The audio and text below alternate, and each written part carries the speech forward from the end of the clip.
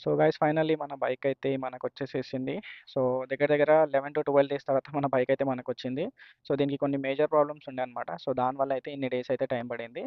So నేను bike తీసుకునేటప్పుడు ఒక చిన్న ఇష్యూ అయితే ఉండే. సో వాళ్ళు అడిగితే ఏమన్నారంటే పెట్రోల్ తక్కువ ఉంది కాబట్టి పెట్రోల్ యాడ్ చేసుకోండి మీకు ప్రాబ్లమ్ అయితే ఉండదన్నారు. సరే అని నేను ఇంటికొచ్చి పెట్రోల్ యాడ్ చేసుకున్న తర్వాత కూడా మనకు ఆ ప్రాబ్లమ్ అయితే సాల్వ్ కాలేదు. సో అదేంటంటే సెల్ఫ్ ఇష్యూ అనమాట.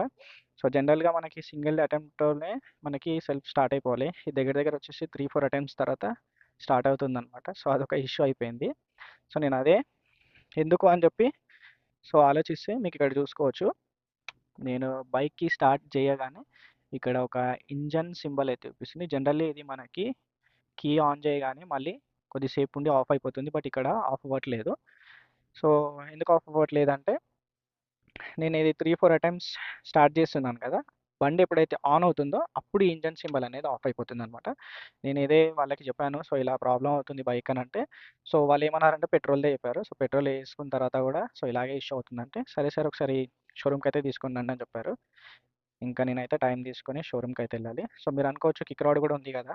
సో దాంతోని స్టార్ట్ చేసుకోవచ్చని. కాకపోతే ఇది నేను 1 ½ ఇయర్ వాడలేదు. 1 ½ ఇయర్ తర్వాత చేయించాను. కొద్ది రోజులు వాడాను. తర్వాత మళ్ళీ వాడలేదు. సో తర్వాత స్టార్ట్ అవ్వట్లేదు. సో ఇప్పుడు సడెన్‌లీ ఈ ప్రాబ్లమ్ ఉంది. చేయించిన తర్వాత కూడా ఇష్యూ అయితే వచ్చేసిందనమాట.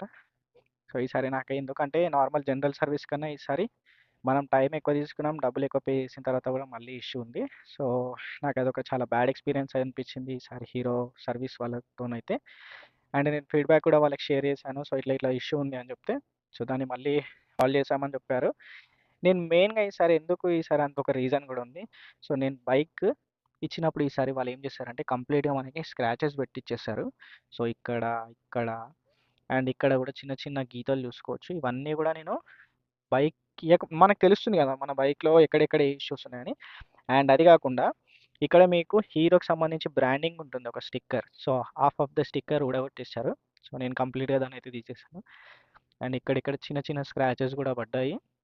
సో వాళ్ళకి అదే మాట చెప్తే సర్వీసింగ్‌లో కొన్ని కొన్ని ఇష్యూస్ అవుతాయని చెప్పారు. నేను ఒకటే చెప్పాను. మనం బైక్ కొన్నప్పటి నుంచి చాలా భద్రంగా ఎక్కడ స్క్రాచెస్ పడకుండా రోడ్ మీద అక్కడిక్కడైనా కూడా చాలా జాగ్రత్తగా చూసుకుంటాము. మీరు ఇలా స్క్రాచెస్ పెట్టిస్తే ఏం లాభం మేము కొత్త బండి కొన్నాం అనే ఫీలింగే ఉండదు కదా! సో ఇది చాలా వరస్ట్ థింగ్ అని చెప్పి నేను డైరెక్ట్‌లీ వాళ్ళకి చెప్పేసాను. సో ఇంకా అది గైస్. ఇంకా నేనైతే ఎప్పుడన్నా టైం చూసుకొని వాళ్ళకైతే బైక్ తీసుకొనెళ్ళి అవి 2 మాత్రం కంపల్సరీ చేయించుకుంటాను. మీరు కూడా నెక్స్ట్ టైమ్ ఇలాంటిది ఏదైనా సిట్యుయేషన్ అయితే కంపల్సరీగా మీ బైక్ కంపల్సరీగా నీట్‌గా చూసుకోండి. ఏ ఇష్యూ ఉన్నా మీరు అక్కడే ఉండి సాల్వ్ చేయించుకోండి. సో మీరు డబ్బులు పే చేస్తున్నారు కాబట్టి సో ఎవరికీ భయపడాల్సిన అవసరం ఈవెన్ నేనైనా కూడా మండే ఎళ్లి అదే చేయాలనమాట. సో ఇంకా అది.